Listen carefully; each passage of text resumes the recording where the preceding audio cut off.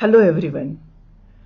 Before we start with the riddle case, I am glad to announce that a new online batch of Essence of Applied Mind Series 1 is starting soon. Whoever is interested in this, please get in touch with us. The contact details are given below in the link. So let's start with the riddle case. Today I'm going to describe a case of a patient with problem of urticaria. तो ये patient मेरे पास आया कि doctor मुझे 1-1.5 साल से urticaria का problem है।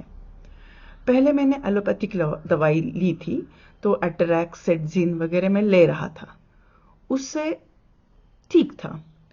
लेकिन 1 साल के बाद उस दवाई का काम बिल्कुल बंद हुआ, कुछ भी असर नहीं होता था। तो उसके बाद मैंने होम्योपैथिक दवाई लेना शुरू किया। तो शायद मेरे एक्सप्रेशंस चेंज हुए होंगे, उसके चेहरे पे हंसी आई। हाँ, मैं होम्योपैथिक दवाई ले रहा हूँ अभी।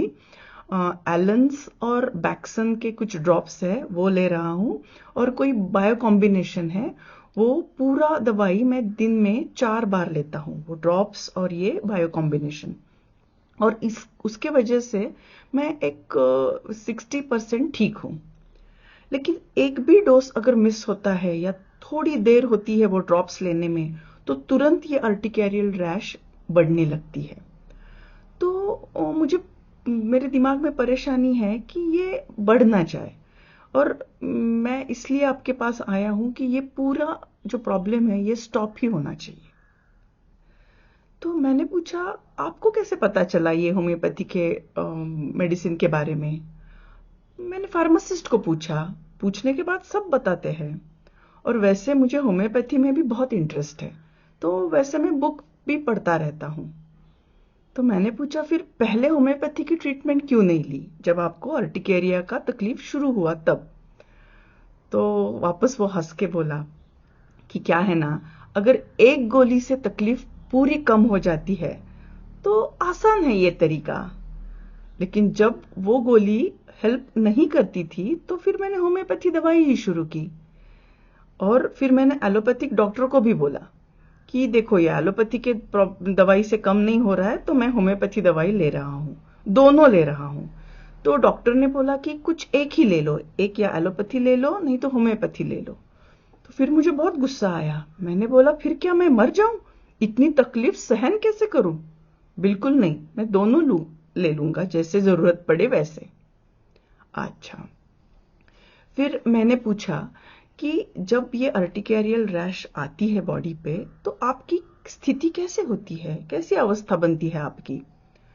उसने बोला, बहुत खुजली आती है और जलन भी होती है, और जैसे मैं खुजाता हूं ना, वैसे वो अर्टिकेरियल रैश या हाइव्स बोलते हैं, वैसे बढ़ने लगती है। फिर डॉक्टर कुछ भी सूझता नहीं है, मेरा पूरा ध्यान वो रैश और खुजली में ही लगा रहता है। अच्छा, फिर उसकी वजह से मूड पे कुछ असर होता है क्या? हाँ, थोड़ी चिड़चिड़ तो होती है, लेकिन मैं एक बात आपको बताता हूं। जब ऐसी स्थिति में कोई मुझे कोई सूचना करता है ना, या सलाह देता है, ये ले लो, वो ले लो, ये डॉक्टर के पास जाओ, आप ऐसे क्यों करते हो, तो मुझे बहुत गुस्सा आता है। मैं उनको बोलता हूं, आप चुप रहिए, मैं देख लूंगा मुझे क्या हो रहा है, और मैं दवाई ले लूंगा अपने हिसाब से। ऐसा थोड़ा हो जाता है। अच्छा, तो आपको कोई सुझाव अच्छा नहीं लगता उस टाइम पे? हाँ, तो आप मुझे बताइए कि ये जो रैश आपको 1-1.5 साल से परेशान कर रही है, इसको लेके मन में चिंता क्या आती है? अब चिंता का क्या है, 1 मिनट, एक आधा घंटा भी मेडिसिन इधर उधर हुआ ना ये होम्योपैथी का, तो तुरंत रैश डेवलप होती है। तो मुझे डर होता है कि पहले जैसी तकलीफ वापस ना हो। तो मैंने पूछा, क्या होता था पहले, कैसे होता था, क्या तकलीफ थी?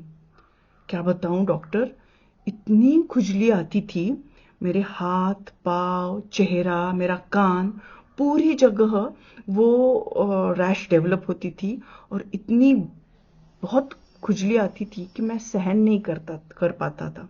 मैं बहुत परेशान होता था, खून निकलने तक मैं खुजाता रहता था। मैं सच बताऊं डॉक्टर, ऐसी स्थिति मैं आने ही नहीं देता हूं। ये देखो, तुरंत उसने पॉकेट से एक ये निकाला, एपिस मेलिफिका का एक मेडिसिन निकाला और वो ड्रॉप्स निकाले। थोड़ी भी अगर खुजली आती है ना, मैं तुरंत ये ड्रॉप्स ले लेता हूं। आप देखो, कुछ करो और ये खुजली का थोड़ा कंट्रोल करो। तो this is the case. So please analyze the case, understand the rubrics of this case, and try to comment your thought process in the comment box. Thank you.